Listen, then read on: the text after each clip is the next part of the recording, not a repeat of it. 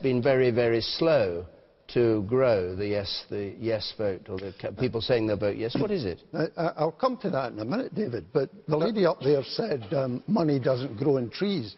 Well, so the lady up there? Yes, the lady up there. Actually, it does. Oh, it does? Oh, yes.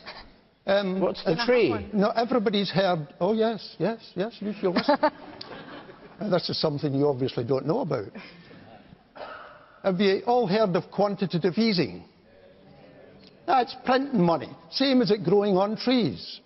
We're now in the ridiculous position where a third of the national debt is held by a government institution, the Bank of England.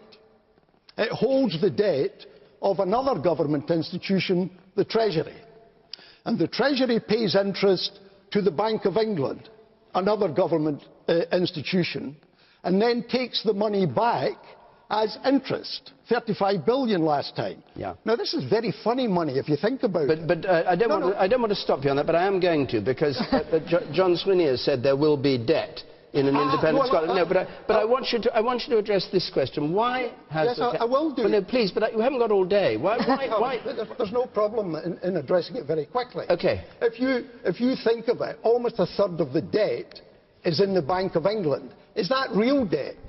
Could that be written off debt? Probably could be. So the debt issue is much more complex than people realise. And don't forget, quantitative easing is a form of money grown in. And so why are these arguments not winning the day? Now, I'll tell you why, in my opinion.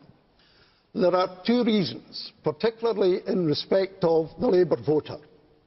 We're finding that people think that if you vote yes, you endorse Alex Salmond and the SNP, and they don't want to do that. That's being picked up, and it's been talked about sotto voce, but everybody knows that's the case. That's one reason.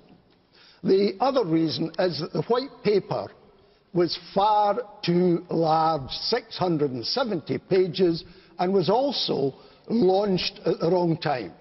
You don't launch just about 3 weeks before Christmas, because come the 12th of December, everybody switches off. But what's the objection to Alex Salmond? They voted him in as First Minister of Scotland under devolution. So why would people be saying, oh, it means we've got to have Salmond? I think there are two types of people.